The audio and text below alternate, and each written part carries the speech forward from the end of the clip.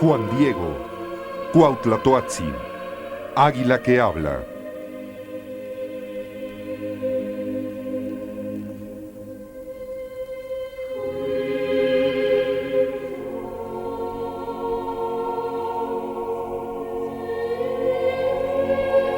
Hola, ¿qué tal? Bienvenidos, mil gracias por recibirnos en sus hogares. El día de hoy quiero invitarlos a un recorrido impactante de datos desconocidos, de información que a lo mejor alguna vez escuchó y no la recordaba y hoy lo va a disfrutar mucho con las entrevistas que le voy a ir presentando. Estoy en la Catedral Metropolitana de la Ciudad de México. El tema es obligado, hablar de Juan Diego, de hablar de la tilma, hablar de la Virgen de Guadalupe y charlar un poco de los momentos que se avecinan con la visita de su santidad Juan Pablo II. Bien, para iniciar este recorrido de conocimientos muy interesantes, de detalles desconocidos, algunos que se van a quedar ustedes sorprendidos, empezamos las charlas con el Padre José de Jesús Aguilar. Es el sacristán mayor de la Catedral Metropolitana de la Ciudad de México y además uno de los responsables de la celebración de la canonización de Juan Diego. Algo de trabajo, Padre. Bastante trabajo, pero con mucho gusto porque el evento lo merece. Un evento que va a marcar México y el mundo. Efectivamente. Y no solamente a los que estamos en este momento viviendo, sino a todas las generaciones que vienen después. Hablar de las generaciones que vienen después y van a vivir estos momentos, la catedral nos invita a reflexionar por muchos momentos que no nos tocó vivir a nosotros, pero que se pueden vivir a través de las narraciones de los cronistas como usted. Alguien que me pueda platicar de esta catedral. Un detalle para meternos, introducirnos en el tema. ¿Dónde es el lugar donde abre el ayate, la tilma Juan Diego? ¿Es aquí en la Ciudad de México? ¿Es en la Vía Guadalupe? ¿En qué lugar exactamente? ¿Dónde es? Bien, la Virgen de Guadalupe envía a Juan Diego precisamente a la casa del obispo, que en ese entonces vivía a un lado de la catedral antigua, y ahí es donde Juan Diego, después de recorrer 7 kilómetros desde el Tepeyac, se presenta y abre la tilma ante el asombro del obispo, que ve la imagen de la Virgen de Guadalupe en ese sencillo lugar. El obispo va a tomar el ayate, la tilma, y la va a colocar aquella tarde, aquella noche en su oratorio privado, para el día siguiente llevarla a la primera catedral que se encontraba al frente de la actual catedral, y finalmente el 26 de diciembre de 1531 ya se ha hecho una pequeña ermita en lo que es el Tepeyac, y ahí va a ser colocada la imagen. Cuando llega el ayate, la ciudad no es lo que es ahora, está separado de muchas poblaciones. El ayate pertenece a otra población, o sea, por donde pide la Virgen que se construya su casa. Claro. Pero la Catedral Metropolitana, ¿cómo era en ese momento? ¿Y recibe en algún instante, algún lugar especial el ayate aquí? ¿Estuvo aquí presente, donde estamos ahora, la sacristía, en la catedral? La catedral actual se comenzó a construir de la parte de atrás hacia adelante, de tal manera que la actual sacristía, donde ahora nos encontramos, sirvió como catedral provisional. Y precisamente aquí detrás de este Cristo de marfil hay una placa que menciona que la Virgen de Guadalupe estuvo en este lugar, que era catedral provisional, entre 1629 y 1634. Son detalles interesantes conocer todo lo que nos comenta. Y la fiesta que viene ahora, que es la gran fiesta después de tantos años de esperarlo para muchos, la canonización. Un evento especial que se va a llevar a cabo en México, un evento donde va a haber ciertos detalles diferentes a lo que estamos acostumbrados los católicos a ver en una ceremonia religiosa. Por ejemplo, la entronización. ¿Entronización? Entronización, efectivamente. ¿Qué es la entronización? Bien, hay algunos ritos particulares para cada uno de los momentos de la liturgia en lo que se refiere al elevar a los hombres, a las mujeres, al grado de beato o de santo. Marca el ritual que cuando se trata de una beatificación, se tiene que develar la imagen del santo o de la santa al que se está beatificando. En el caso de una canonización, puesto que ya se ha develado antes la imagen del beato o la beata, se habla más bien de una entronización, es decir, se tiene que entrar, se tiene que llevar la imagen a un lugar específico donde por primera vez va a recibir la veneración, el culto como santo.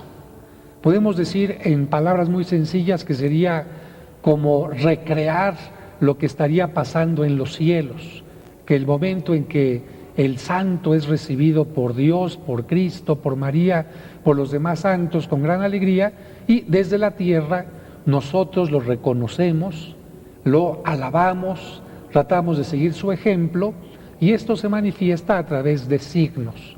Por ejemplo, en este caso, la imagen de Juan Diego va a entrar por el pasillo central y se va a colocar junto a otras imágenes en el altar mayor. Lo interesante es que esta entronización se hace con elementos propios de nuestro país. Esto se va a hacer con el sonido de caracoles, con el sonido de huesos de fraile, en medio de una danza de concheros, no porque esto sea un show, sino porque esto formó y sigue formando parte de nuestra cultura. Pero como México ya no es totalmente indígena, de hecho, la imagen de Guadalupe aparece entre Fray Juan de Zumárraga y Juan Diego como un elemento aglutinante. Gracias a ella se une precisamente el indígena, el europeo. Nuestra cultura es europea y es mestiza, es indígena, de tal manera que la música que se ha preparado para este momento de entronización lleva música de instrumentos prehispánicos, pero también música de instrumentos europeos. El caracol en contraste con la trompeta, el órgano en contraste con el huehuetl, con la chirimía, con el teponaztli. Y de tal manera también en la entronización se va a ir cantando en náhuatl, en español, se entra danzando con danzas prehispánicas, pero poco a poquito, conforme van acercándose al altar, la música empieza a convertirse en una música criolla, con la que finalmente se dice, somos un México nacido de la unión de tres elementos, lo indígena, lo europeo y lo amoroso de María Santísima. Se habla y repetimos la palabra canonización todos los días. ¿Qué es la canonización? O sea, ¿cuál sería la explicación? Ya es beato, Juan Diego, su santidad está aprobada. ¿Qué es la canonización? Bien, esta palabra se puede entender muy fácilmente si nosotros nos vamos a la raíz misma de la palabra. La palabra canon significa lista, regla. En este caso nosotros la tomaríamos como una lista. Canonizar a alguien sería meterlo dentro de una lista. ¿De qué tipo de lista? En la lista de las personas que son héroes, que son ejemplo, que son signos particulares en un determinado momento. Canonizar a Juan Diego significa reconocer que en este hombre sencillo indígena los cristianos podemos encontrar el ejemplo para poder llegar a Dios, pero particularmente nos enorgullece que un indígena llegue a ser santo. ¿Por qué? Porque está santificando este hecho nuestros propios orígenes, está santificando el origen de nuestra raza, está santificando esa sensibilidad que a pesar de que se ha mezclado, o no a pesar, aunque se ha mezclado con lo europeo, seguimos teniendo. Y además nos ayuda a valorar a tantos indígenas que desgraciadamente nosotros hemos hecho a un lado. Si Dios los ha tomado en cuenta, si la Virgen los toma como emisarios, como mensajeros, ¿quiénes somos nosotros para hacerlos a un lado? Un color, una falta de títulos, una vestimenta distinta, no tiene por qué hacer que nosotros tratemos distinto a las personas. El hombre desnudo, vestido de tal o cual color, para Dios es uno de los mejores hijos, y para nosotros precisamente Juan Diego nos ayuda a pensar en esto. Muchas piezas, mucha historia, muchos detalles que comentar. Creo que si nos pusiéramos a revisar pieza por pieza de la catedral necesitaríamos muchos años para platicarle qué hay en cada pieza, por qué está aquí, quién la hizo, cómo está hecha. Bueno, hoy tenemos una casulla muy especial atrás de nosotros. Esta casulla está trabajada en hilo de plata y de oro, data de 1898 y como característica está firmada. Sí. ¿Piezas como estas se ocupan todavía? No, solamente en ocasiones especiales. Podemos decir que es una pieza que habla de la importancia para los cristianos del momento de la Eucaristía. El sacerdote se tiene que revestir y de alguna manera indicar que está siendo el representante de Dios en el mundo, está haciendo el momento más importante que Cristo nos ha pedido, que es la celebración de la Santa Misa, y estos ornamentos, como el cáliz, el altar, etcétera, tienen que revestirse de una dignidad especial. La catedral ha mandado a hacer una campana, nosotros pasaremos la campana en bronce, después de cientos de años estará hablando de la presencia del Papa y de la alegría de los cristianos que gritamos este día de la canonización por este evento tan importante, e incluso una pintura que se añadirá a la pinacoteca de la catedral, agradeciendo a Dios y recordando la presencia de este hombre a quien hemos llamado todos los mexicanos peregrino, Papa fiel, peregrino de la paz, Papa amigo, que es Juan Pablo II.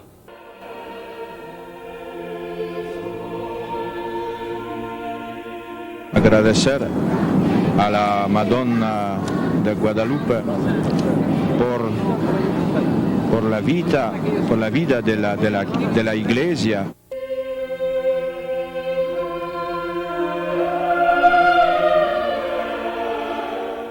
Bien, en uno más de los rincones de la Catedral Metropolitana en la Ciudad de México, ahora me encuentro con el padre Fray Pedro Sánchez Tor, sacerdote franciscano, exorcista del Arzobispado de México, para platicar de un tema que es obligado. Mil gracias, gracias por aceptar la invitación, Gracias, padre. don Jorge.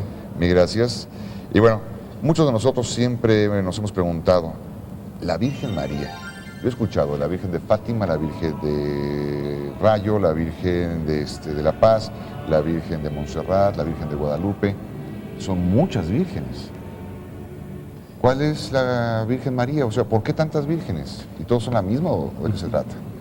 Es la misma porque María es la que viene a cumplir una profecía, la profecía de la Biblia, donde un Dios quiere nacer con nosotros.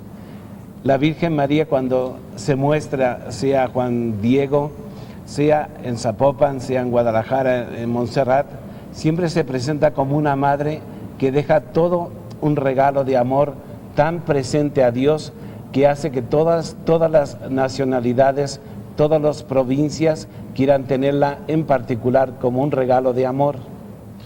Y aparece a la usanza de la zona en rasgos. Exacto, la característica de una madre es siempre estar unida a sus hijos, y por eso siempre, como en Juan Diego, ella se mostrará con las facciones que un Juan Diego podrá decirle: tú eres mi niña, mi hija, la más pequeña de mis hijas. ¿Y por qué? Porque María quiere construir siempre la profecía de Dios, de dejar a un Dios que ama a cada pueblo, a cada nación. Un detalle, ¿por qué no se le presentó a Juan Diego, tengo aquí a mi espalda, por qué no se presentó a Juan Diego, Padre Dios Cristo? ¿Por qué la Virgen? Si lo analizamos el organigrama, ¿por qué aparece la Virgen? ¿Por qué razón? Dios, cuando nace en este mundo, gracias a la Virgen María, nace en Belén. Ella es la que dejará a Dios en el mundo. Entonces, siempre que se aparece el regalo de un Dios que quiere quedarse con nosotros, siempre María es la que abre la puerta como la abrió verdaderamente. Entonces, Dios siempre está con ella.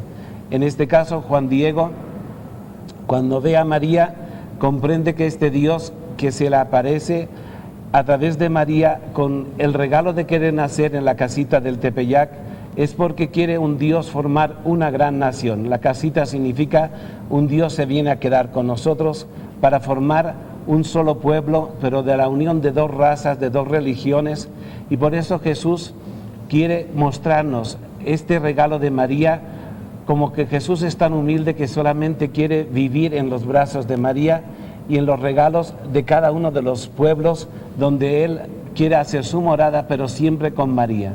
Esta es la humildad, además, de una mujer que parece que es insignificante. El mensaje para nosotros de la Virgen es llegar a desaparecer ella. Por eso María siempre se presenta como una niña humilde, una jovencita de 15, 16 años, que ella está con las manos juntas, con una humildad, doblando su cuerpo, porque trae en su vientre al Hijo de Dios. Para nosotros María no es una diosa, es la hija del Dios Sol, es la hija casi de Juan Diego, diríamos en palabras muy humanas, para poder decir que ella es la familiar, la que hace familia con todos. Y el mensaje para nosotros más tierno, por tanto, es que Jesús es la que viene a decirnos: yo soy un hijo de ustedes, yo soy un hijo de toda la humanidad.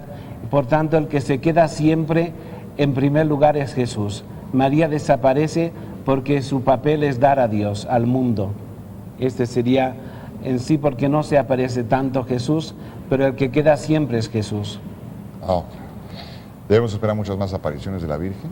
Claro que sí, aunque podríamos hablar de tantas apariciones que han dado como una escalerita de valores cada vez supremo para decir que realmente la humanidad es guiada por Dios. ¿Por qué considerar al Papa Juan Pablo II como el Papa Mariano? Para nosotros, cuando el Papa Carlos Wojtyła, de niño pequeñito, se le muere su madre, su padre, etc., pues parece que María Santísima lo lleva de la mano hasta ponerlo en el lugar de Pedro, en el lugar de Jesús en el Vaticano. El hecho de salvarlo a la Virgen María en este lugar, de llevar la bala a Fátima y darle las gracias también a la Virgen de Fátima. El hecho es que la Virgen María ha dicho en un mensaje que me ha gustado muchísimo, que dice: este es el Papa de la luz, por el cual yo iluminaré al mundo entero. Es el Papa que yo lo he escogido con predilección en mi corazón inmaculado para mostrarle al mundo que es la historia de la humanidad que necesitaban este Papa. Padre, ¿qué intención tiene la Virgen María al aparecerse? ¿Cuál es la intención de hacerse presente? Ella primero por cumplir unas profecías de la religión mexica, de las religiones desde los Andes, desde los incas hasta nuestra patria. Viene también a mostrarnos que tiene ganas de quedarse con unas prerrogativas de ser la corredentora de Jesús, en este caso en la que cumple los regalos de un Dios para bendecir nuestra tierra. Ella dice que quiere venir para mostrarse como madre, para escuchar a todos, para sanar todas las enfermedades, para dar compasión de virtudes a toda una patria nueva. Por eso viene a sanar, a curar, a liberar, a darle plenitud a todo un pueblo. Para nosotros hemos mirado de darle esta envergadura a la Virgen María con esta imagen que es la Virgen que el Papa quiere abrazar, el Papa Juan Pablo, con un rosario de sanación. Hemos puesto también las mejores canciones de todo el mundo con ritmos étnicos de África y del mundo entero, y con esta facción del Papa de su bondad. Él canta unas alabanzas, unos salmos que son bíblicos, pero también que dan el amor a cada país del mundo. Y hemos logrado también, al final, hacer un rosario. La Virgen siempre pide oración por la salvación del mundo, y nuestra obligación es hacerle caso a una mujer que nos ha dado a Dios. Con este rosario de sanación es el intento sagrado de decirle también a la Virgen y a Juan Diego: estamos unidos a dar a Dios al mundo por medio de la oración. Este viaje no es un viaje cualquiera, es un viaje de Dios que hace a nuestra patria. Además, México es el país más católico, más grande del mundo, y por esa causa tener a un Papa que nos viene a darnos un regalo de Juan Diego, porque la Virgen de Guadalupe prometió a Juan Diego: yo te daré un lugar importante, porque tú eres mi embajador. Nuevamente aquí en la sacristía de la Catedral Metropolitana, ahora con mi amigo, el periodista, escritor, investigador, licenciado Carlos Villarroel. Mil gracias. Una especialidad interesante, ha escrito libros especializados en el siglo XVI, se ha metido a la historia, te has metido a los códices, te has metido a investigar muchos detalles, y es un placer tenerte como compañero y como amigo, y hoy en esta charla. Jorge Montario, muchas gracias por invitarme. Para mí es un placer. Y tu especialidad, para platicar de hoy, una de las especialidades que tienes, es el tema de Juan Diego. Te has vuelto un gran investigador del tema Juan Diego. Has publicado sobre el tema Juan Diego. Juan Diego. ¿Existió Juan Diego? Claro que sí, Jorge. Esta pregunta, perdón que te haga un paréntesis, la realizo al investigador, al periodista, porque la iglesia es otra respuesta, pero la tuya lleva una investigación especial. Hay dos formas de abordar el guadalupanismo. Desde la fe, que por supuesto es el más hermoso de todos los enfoques. Sí. Pero hay que recordar lo que dijo Pascal, un gran científico. Mucha ciencia acerca a Dios. Y la Iglesia Católica ha tenido más de 400 años investigando a Juan Diego. El pensamiento de la Iglesia Católica con respecto a Juan Diego. ¿Existió? Claro que existió. Y hay que decir algo que es muy importante. A veces se sataniza un poco a los antiaparicionistas, pero los antiaparicionistas han jugado un papel importantísimo en el papel de la investigación histórica. Han ido provocando a su negación que te metas más profundo en la investigación. Por supuesto. Gracias a los antiaparicionistas la Iglesia ha podido profundizar hasta donde ha llegado. Documentos, hablemos de historia. Documentos irrefutables. El Códice 1548, mismo año en el que muere Juan Diego y muere Zumárraga. El Códice ya fue estudiado en los Estados Unidos y en México. Contiene la firma de Bernardino de Sahagún, temblorosa. Y precisamente el experto número 1 en Bernardino de Sahagún, que por cierto vive en los Estados Unidos, dijo, corresponde al año 1548, Sahagún tenía Parkinson. Interesante. Su firma está temblorosa. Documentos importantes, uno muy refutado y discutido, las declaraciones del canónigo Juan González. La ha objetado Gorman, la ha objetado Javier Nogués. Bueno, estas declaraciones del canónigo Juan González tienen mucha importancia porque él es el traductor entre Zumárraga y Juan Diego. Él escribió algunas líneas precisamente. Algunos dicen que no fue Juan González el autor de eso. El documento existe. Tal vez no sean de Juan González. Puede ser. Es un documento de gran antigüedad que está hablando de las apariciones. Documentos irrefutables. Las investigaciones jurídicas de 1666. A la Virgen de Guadalupe se le veneraba el 8 de diciembre. Entonces la Iglesia mexicana quería que fuera el 12 de diciembre y que tuviera una fiesta propia. Se hace la solicitud a la Santa Sede y la Santa Sede responde, mándenme pruebas de que existió Juan Diego, 1666. Entonces se entrevista a personas, casi todos arriba de los 90 años, y todos ellos hablaron y dieron testimonio de que sus padres, sus abuelos conocieron a Juan Diego. O sea, ellos por la edad no conocieron a Juan Diego, pero sí tienen la información de a oídas, de primera mano, de personas que directamente conocieron a Juan Diego. Y este procedimiento jurídico, el Vaticano le da ese carácter de jurídico, con más de 200 años después de que se levantaron las informaciones jurídicas de 1666, la Santa Sede reconoce las apariciones de Juan Diego al darle fecha propia a la Virgen de Guadalupe, 12 de diciembre. Tienes el Nican Mopogua, ¿verdad? Que es el documento irrefutable más antiguo, escrito por Antonio Valeriano. Ahora hay algunos antiaparicionistas, hay un inglés, ¿verdad?, que anda diciendo que el Nican Mopogua es un trabajo literario que quería el autor Antonio Valeriano comparar un poquito el trabajo de Moisés, que fue, ¿verdad?, hablar con el faraón, quiere comparar a Juan Diego con el Éxodo, ¿verdad?, y que va a hablar con el obispo Zumárraga. Bueno, si el Nican Mopogua fuera nada más una novela, entonces yo les pregunto a los antiaparicionistas, ¿qué clase de escritor era Antonio Valeriano? Que todos los personajes les puso el mismo nombre, Juan Diego, Juan Bernardino, Juan de Zumárraga y el traductor Juan González. Pero fíjate que aquí yo siento que interviene la mano divina y los Juanes continúan. El doctor Juan José Homero Illescas, que es el médico precisamente que va a propiciar el milagro, sobre Juan Barragán, que es el joven que recibe el milagro, lo canoniza Juan Pablo II.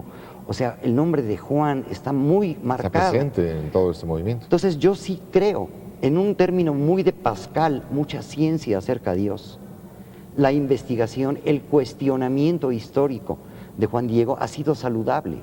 Y tras una reflexión de más de 400 años, no yo, sino un grupo de expertos historiadores de México y luego del Vaticano, deciden la canonización de Juan Diego.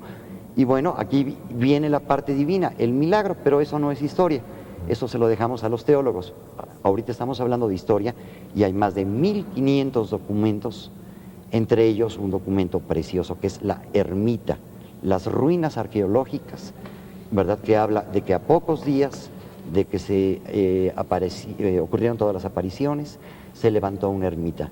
Es un documento de piedra, y documentos de piedra, hay muchos documentos de piedra que hablan también de la tradición de las apariciones y del acontecimiento guadalupano. Carlos, una pregunta más. A ver, ¿dónde se da el milagro a la hora de abrir el ayate? ¿Cuál es la ubicación? ¿En la zona del Cerro del Tepeyac, aquí en Catedral, todavía no en la Catedral? ¿En dónde se da ese ayate? Aquí a una cuadra, en el Palacio Arzobispal, que actualmente es el Museo de la Secretaría de Hacienda de pago por especie. Ese es el lugar donde los historiadores, la mayor parte de los historiadores, ubican precisamente el Palacio Arzobispal. Que por cierto, que fíjate que hay una leyenda muy hermosa, no una leyenda, es un hecho real, un suceso real, que rescata el primer cronista de la Nueva España, Cervantes de Salazar. Y era la polémica que se registraba hacia el 1550 y tantos sobre qué palacio debería tener la torre más alta, si el Palacio Virreinal o el Palacio Arzobispal, y ahí ocurre el milagro donde la imagen se plasma sobre un ayate que estaba partido en dos por una costura de pésima calidad. Qué mal gusto de algún pintor humano si hubiera aceptado esa tela para hacer un cuadro. Para mí sería un insulto. Qué interesante. Carlos Villarroel, mil gracias. Estaré pendiente de la nueva obra que sacarás sobre Juan Diego. Siempre me ha interesado tu trabajo, te agradezco tu presencia y felicito tu interés por esta investigación. Muchas gracias, Jorge. Muchas gracias. Un placer, como siempre. Mil gracias.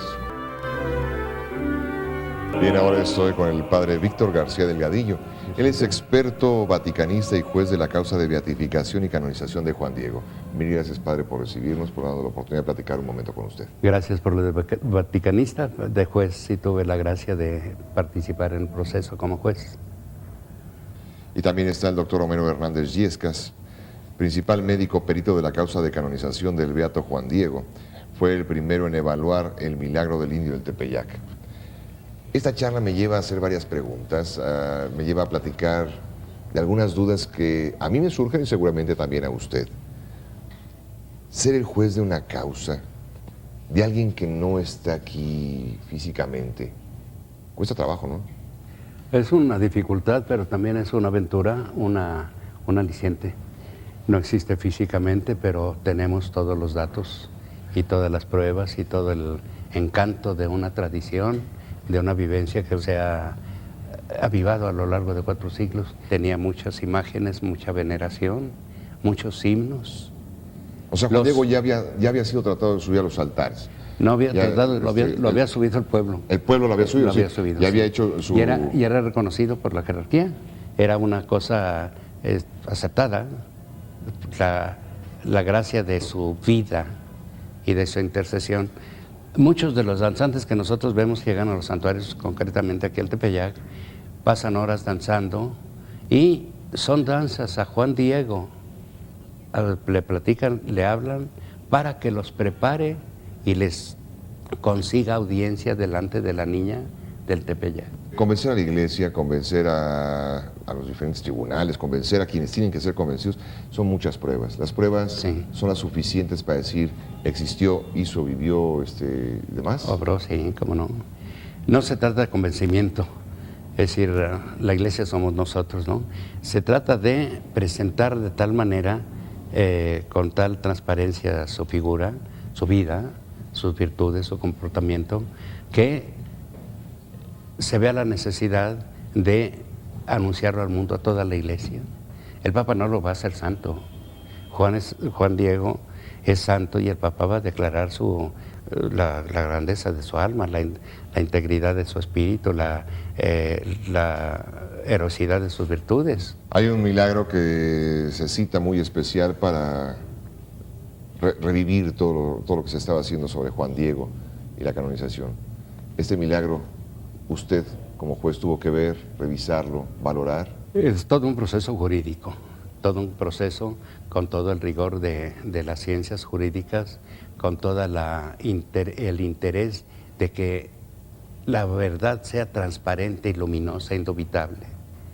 Entonces el juez oye a las partes, el juez pregunta, indaga y pregunta, se consulta con peritos, necesita todo un estudio que siempre hacemos en comunidad, nunca no somos personajes aislados, es todo el equipo, todo el tribunal trabaja para descubrir precisamente esos grados. El punto de vista de la Iglesia, para considerarlo milagro, pues siempre será difícil, duro, son duros de pelar, cuesta mucho trabajo, porque si no, pues subirían a los altares a cualquiera. Dijo, necesita llevar una vida realmente ejemplar para poder hacerlo.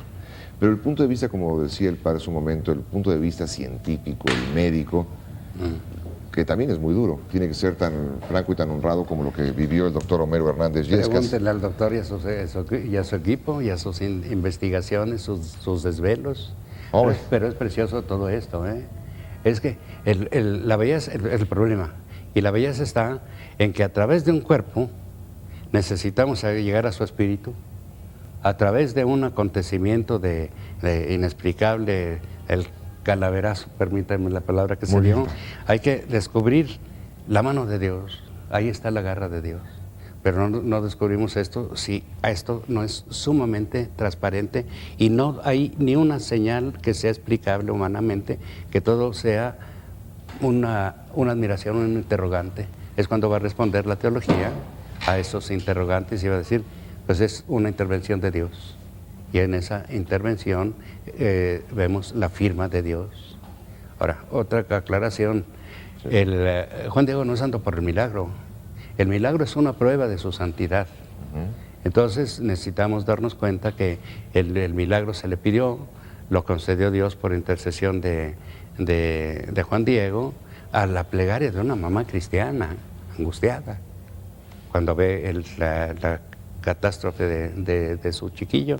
Y en ese momento Dios acepta y dice, ella misma lo dice, nos cuenta, yo le pedí a Juan Diego. Déjeme ir al punto de vista ahora médico. El doctor ha sido fundador de muchos hospitales aquí en México, ha sido director de muchos otros y por cuestiones muy especiales tiene que ir al Hospital Durango a atender este caso. Así es, don Jorge. Yo estaba a cargo de la dirección y el día 3 de mayo a las 7 de la noche aproximadamente me avisan que había una persona, un muchacho que se intentó suicidar unas horas antes, a las 5 de la tarde, más o menos, desde un tercer piso en la Colonia del Valle, se arroja al vacío, después de estar muy excitado, vamos a decir, luchando con la señora, con su madre, que obviamente quería que no se suicidara. Se escapa él de la sala de su casa, sale al balcón, se sube al barandal y se arroja al vacío para caer directamente en la banqueta sin nada que lo amortiguara en su caída. ¿Una altura de cuánto? Alrededor de 10 metros. Cayó directamente con la porción derecha de su cabeza, con lesiones en ojo derecho, en la mejilla derecha, con una fractura que atravesó toda la base del cráneo hasta la parte posterior del oído izquierdo, atravesando, por supuesto, regiones donde abundan los vasos sanguíneos muy importantes, senos venosos, nervios que dan la motilidad de los músculos de la cara e inclusive la principal glándula que va a regular el funcionamiento de las otras glándulas del organismo. El muchacho no falleció instantáneamente, no pierde el conocimiento, llega a la ambulancia, él se sube caminando, llega al hospital, se le toma las tomografías computarizadas, y ahí vemos la extensión y la gravedad y la fuerza del golpe, y además los problemas que debería de haber acarreado esa fractura que hemos comentado. Se hacen los estudios con lo que llamaríamos la ciencia moderna, la computadora. Sí, tomografías Hay máquinas computarizadas. que revisan todo. Absolutamente, sí. Pueden encontrarse lesiones de 2 milímetros, pues. Muy bien. Evidentemente no se podía realizar ninguna medida de tipo curativo. Se mete a la unidad de cuidados intensivos, estaba todavía muy excitado. Se somete nada más a medidas de sostén, ya que no era posible ni operaciones ni... Pero yéndome un poco antes, cuando llega al hospital, sí, me dicen que baja y se lo encuentra usted discutiendo todavía. Ah, sí, todavía. Ese fue el problema precisamente. Estaba muy excitado de una persona que acaba de tener un traumatismo de tal naturaleza, y es obvio que en ese momento todavía tiene la excitación.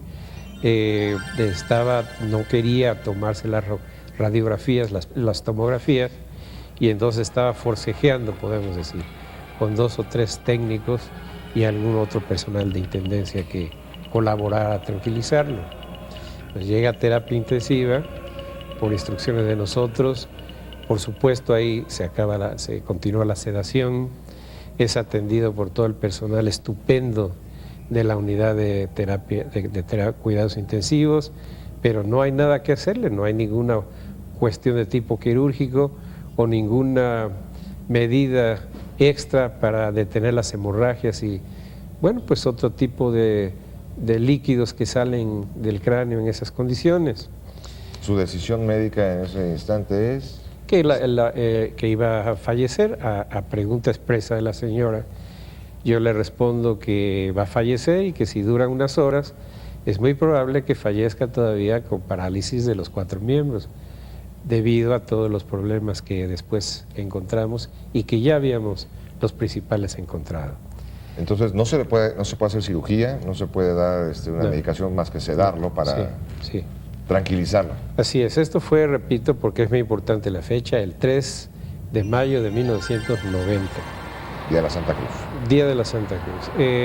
3 días después, el día 6 de mayo, en el mismo momento que en la Basílica se está llevando a cabo la ceremonia de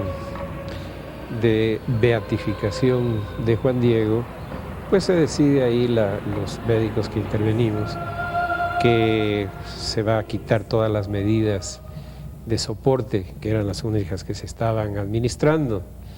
Cuando pasa la sedación, y esto porque ya no era, nos dimos cuenta que ya no era posible administrar ningún otro tipo de medidas. En esos momentos pasa la sedación y el muchacho se levanta el día 6 de mayo de 90, se levanta y comienza a desayunar o a comer. Permanece otros 3, 4 días hasta el día 10 de mayo, una fecha muy precisa porque después él le entrega una flor a su madre, el Día de las Madres. Lo mandamos entonces a cuarto normal, ya que no se le había hecho nada, ni había alguna cosa que ofrecerle en la unidad de cuidados intensivos. Sale de ahí, está hasta el día 14, es decir, 11, 12 días después del traumatismo, y sale caminando a su casa en perfectas condiciones de salud, físicas y mentales, esto es importante comentarlo, y después de los estudios, primero semanalmente, luego al mes, pues casi en forma definitiva se da de alta prácticamente a los 2, 3 meses. ¿Qué ha sido de él?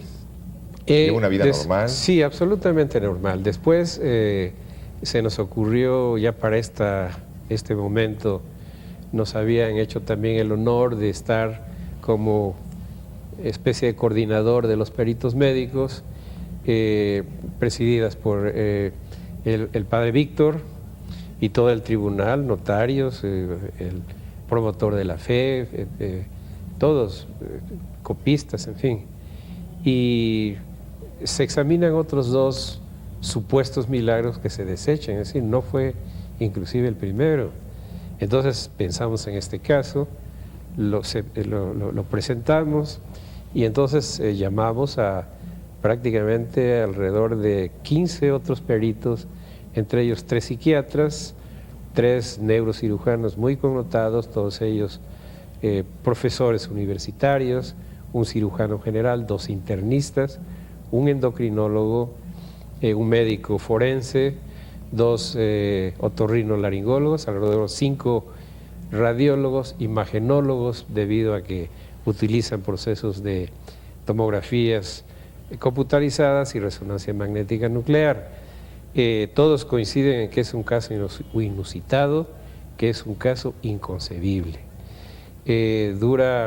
Para esto un punto muy importante es que tratándose de un problema donde intervienen la gravedad y la dinámica, la composición y la fuerza de la caída y además la composición del suelo, la resistencia del suelo, se les ocurrió llamar como peritos a un físico muy notable de la Universidad de La Salle y a otro ingeniero especializado en dinámica también, que había sido compañero de nosotros en París, Francia. Entonces, ellos separados para que no se contaminaran sus cálculos ni sus ideas, determinaron que la columna vertebral del muchacho, que habitualmente por medio de revistas de Estados Unidos sabemos que se rompe con una fuerza de 35 kilos, resistió, según los cálculos por estos 2 peritos,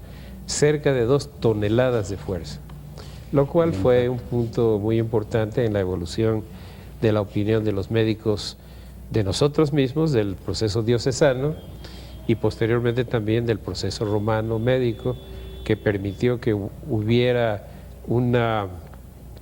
6 votos de 6 médicos unánimemente afirmativos de que en efecto se había tratado de un milagro.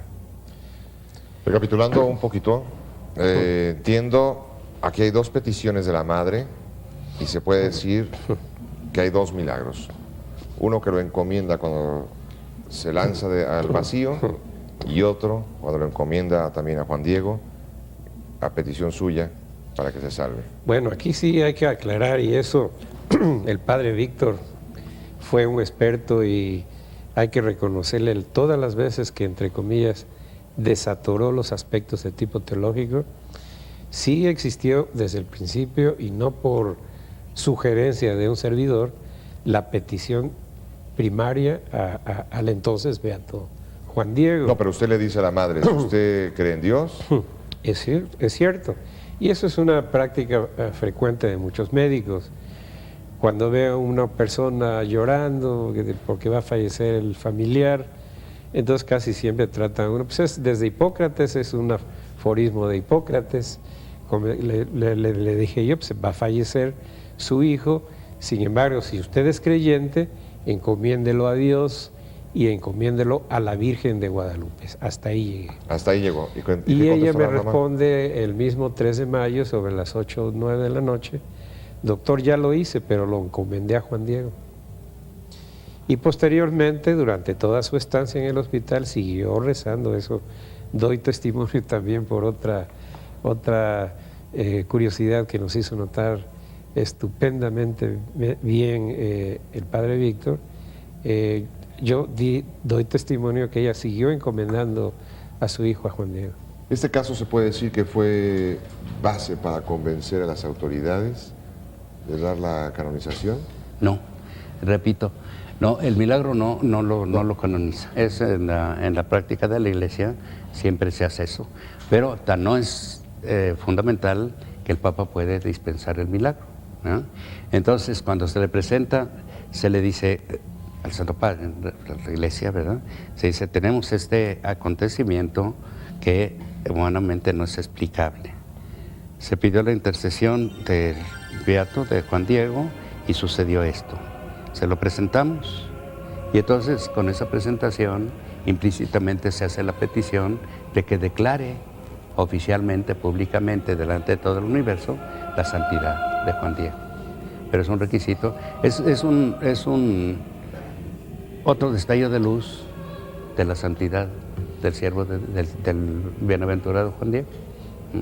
Son como muchas grandes, como vamos a suponer otra, la tradición, la devoción que se le tiene por todos lados, pues es otro milagro, es otro argumento que sería probatorio, pero son argumentos humanos que tienen que ser observados a la luz de la fe, bajo la inspiración del Espíritu Santo, y que entonces hacen decir el Papa, o sea que hay que inscribirlo en el catálogo de los santos y presentarlo en el universo de la Iglesia como un astro de primera magnitud.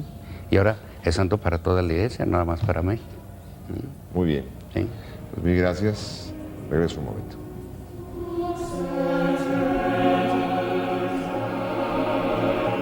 Bien, ahora tengo la oportunidad de platicar con el padre Luis Felipe García Álvarez, ceremoniero mayor de la Catedral Metropolitana en la Ciudad de México.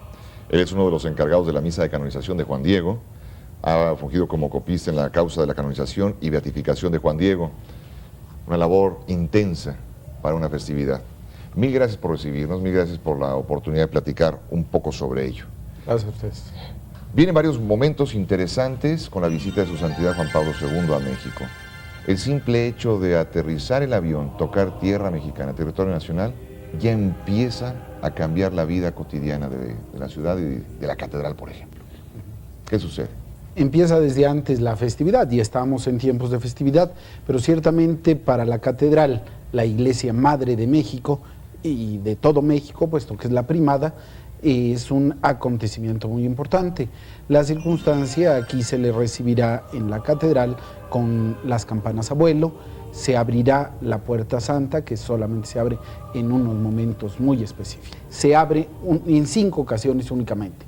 Para Corpus Christi se abre durante el Año Santo para recibir por primera vez al obispo de México, y por última vez, cuando muere el obispo, se le recibe también en esa puerta. Y se abre también para recibir al Papa. Es un signo de que México le abre las puertas al Sumo Pontífice. Me menciona que hay muchos que hubieran querido vivir esta ceremonia y no lo van a hacer porque se han ido. ¿Quiénes serían algunos de los que han participado en la petición de llevar a Juan Diego a los altares? La primera persona y más importante es la misma Virgen de Guadalupe, que promovió la causa de Juan Diego desde que le prometió llevarlo a los altares. El mismo pueblo de México, todos, sin excluir a ninguno, ha participado en la causa de canonización de Juan Diego. Y no olvidemos al señor Corripio, al señor Norberto, pero cualquier obispo de México podemos tratarlo en su momento, sin olvidar a un personaje muy importante, Lorenzo Boturini, en sus informaciones de 1666.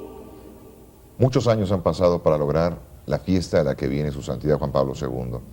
Viene a una canonización muy esperada.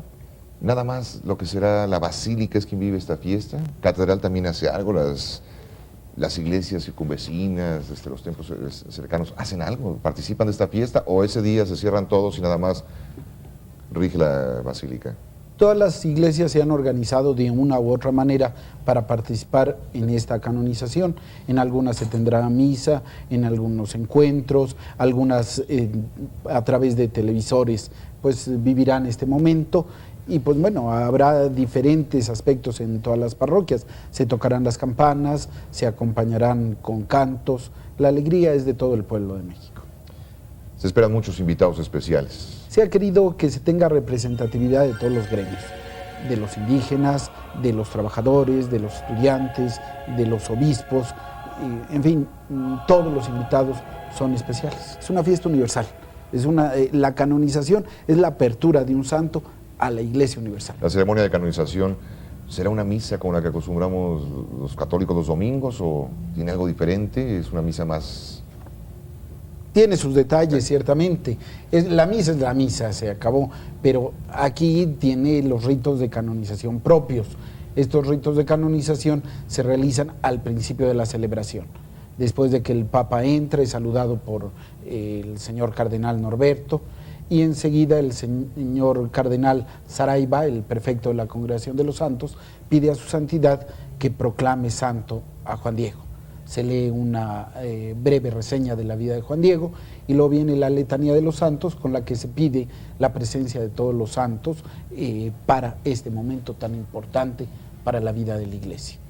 enseguida de la letanía de los santos, el Papa hace la fórmula de canonización de Juan Diego, y Juan Diego entra a través de un cuadro para ser entronizado solemnemente en el altar de la basílica. Recibir a su santidad provoca hacer algún tipo de ceremonia especial. Sé que entra como una personalidad. Políticamente hablando, su santidad tiene que ser recibido con ciertos honores que se marca por el gobierno mexicano. Sí. Pero la iglesia tiene alguna ceremonia especial para... Sí, a la puerta del templo se le recibe con un Cristo que se le da a besar, se le ofrece el agua bendita, el mismo monseñor encargado del templo mariano dará estos signos al Papa para que ingrese entonces al templo. Mucha gente se refiere a Juan Diego antes de ser santo como santo, la gente ya lo había santificado. ¿Lo tiene permitido la iglesia así? Sí, ciertamente recordemos que la beatificación se llevó a cabo por confirmación de culto. Es decir, México beatificó a Juan Diego y el Papa reconoce esa beatificación. Eso es algo muy importante. En el siglo XX solamente se llevaron a cabo 19 momentos, 19 causas, así, y la última había sido en 1918, o sea que durante casi 80 años no se había llevado otra beatificación de esta manera, y creo que es la última. Gracias, Padre, quiero agradecer todo el apoyo que nos ha brindado para conocer un poco más de la ceremonia de canonización, un poco más de lo que ha sucedido y que se avecina para esta gran fiesta de México. La fiesta, como usted dice, la estamos viviendo, llega a un momento muy importante durante la canonización y la fiesta sigue para México al saber ya a Juan Diego canonizado y santificado. Gracias. Muy amable, mil gracias.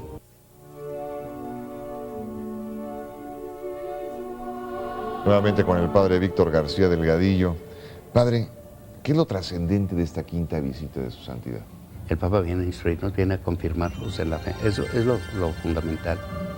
Viene a iluminar nuestra fe. Entonces, lo trascendente es la luz de fe que nos trae, que nos muestra la santidad de Dios, la santidad de la Iglesia, la santidad de Juan Diego, y que nos habla de la vocación universal, la vocación que todos tenemos, todos estamos llamados a la santidad. Eso es lo trascendente. Ahora, Él nos trajo las primicias de su pontificado, y esa es una gracia única para México. Platicamos hace un momento de que el Papa está muy delicado de salud. Comentamos sobre ello. Sí. ¿Cuál es el estado de salud? ¿Qué tan delicado es? Sé de mucha gente de edad avanzada que viaja, lleva una vida muy agitada y todo, y regresa a su casa. Sí. Pero, ¿por qué tan delicado? ¿Qué está tan delicado el Papa? Yo pienso que es secuela de ese atentado que sufrió. Yo tuve la oportunidad, a propósito de la causa de Juan Diego, verlo en abril antes del atentado. Era un hombre fuerte, ¿verdad? Erguido. Después volví en septiembre, y cuando lo vi pasar por otra sala, vi su figura, casi su silueta, pero yo pensé, el Papa del Papa. Es decir, se dio una vejentada de 10 o 12 años. De inmediato hubo en ese transcurso, sí. Entonces trae esa secuela. ¿Qué enfermedad tiene? Pues tiene todas esas enfermedades que otros saben explicar mejor que yo, pero sobre todo que trae el peso de todas las cruces del mundo, de todos los problemas, de todos los dolores. Y eso es lo que lo agobia más. Y San Pablo lo decía, a veces, aparte de todas las pendientes trabajos que tengo, pesa sobre mí la solicitud de la Iglesia. Todo lo que sufre el mundo está sobre las espaldas de Juan Pablo II. Y esa es la grande enfermedad, y ese es el grande peso. Entonces, medirlo clínicamente, ¿verdad? Pues se puede hacer, pero hay que ver que la resistencia que tiene es una resistencia espiritual sobre todo. Esta pregunta a mí nunca me ha gustado, pero ¿cómo nos las han hecho la gente? Está muy delicado el salud del Papa, el viaje es muy agotador, se cancela, no se cancela, pero ¿qué pasaría si en este difícil o duro viaje para la salud del Papa llegase a fallecer en tierra mexicana? Adiós. Bueno, pues habrá que ver qué pasaría. Ante todo, se descubría pues habría que descubrir que es un acontecimiento de fe. Habría que considerar el misterio de la muerte al misterio de la luz de la vida, de lo que tanto ha hablado él. ¿qué pasaría si usted se muere? Y contesta él, abra el Vaticano II y piense en la escatología de la Iglesia. Piense que la vida de allá es continuación de la de aquí. Y repite aquella frase, no tengan miedo a Dios, no tengan miedo al hombre, no tengan miedo a la Iglesia, no tengas miedo a ti mismo.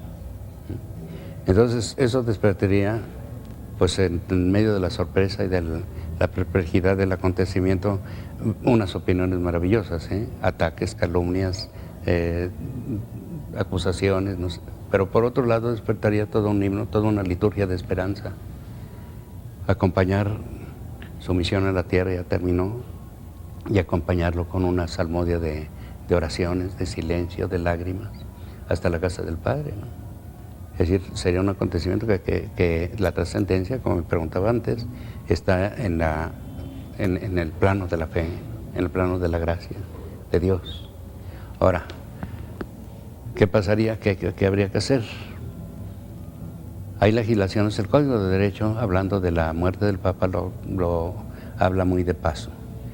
Se remite, hablando de la muerte, toca la muerte del Papa para hablar de la sede vacante, del interregno. Pero remite a otros documentos, son constituciones apostólicas que se han elaborado a partir de los últimos papas, por el Leyendo Romano Pontífice, sobre el cónclave. Pero hay también todo un protocolo, un ceremonial. Ante la constatación de la muerte del médico oficial, un médico con notarios y todo esto, debe testificar la muerte del Papa. Entonces entra un ceremonial, un protocolo un poco barroco, trae toda la tradición barroca.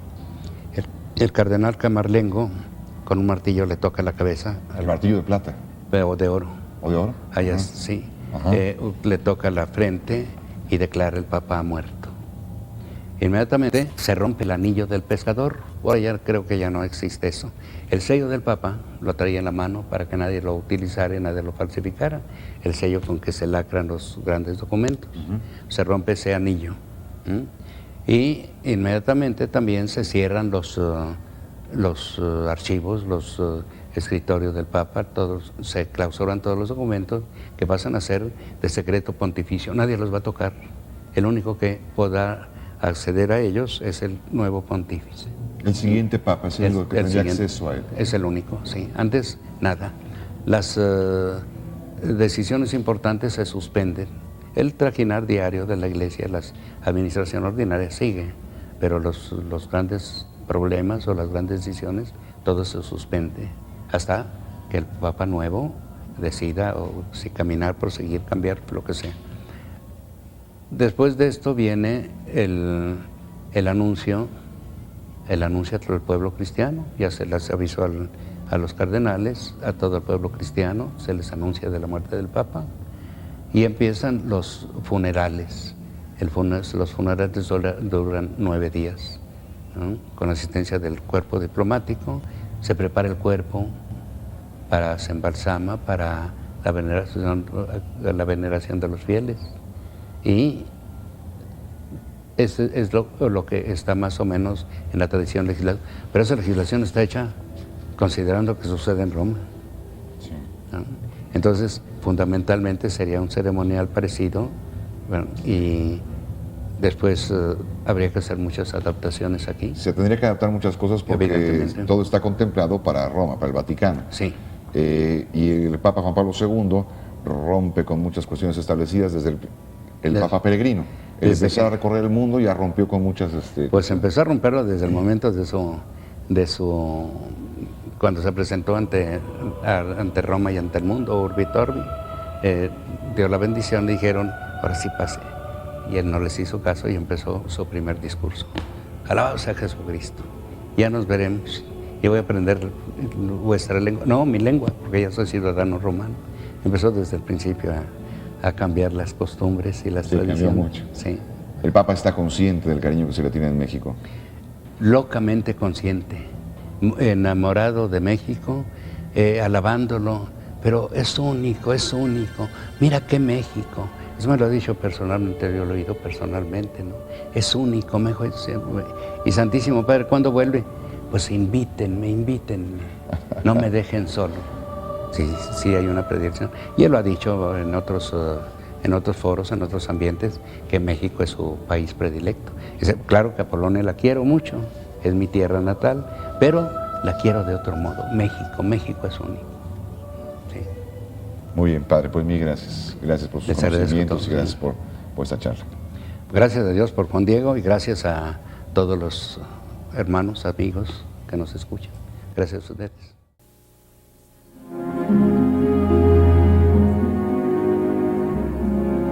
Ha sido un recorrido maravilloso, espero lo haya disfrutado. Gracias a las autoridades de la Catedral Metropolitana por permitirnos platicar dentro de sus instalaciones con tantos expertos. Mil gracias. A nombre de todos, que tengan un espléndido día y les recuerdo que en unos días será la canonización y hoy usted sabe mucho más. Gracias. Cuando en el mundo no hay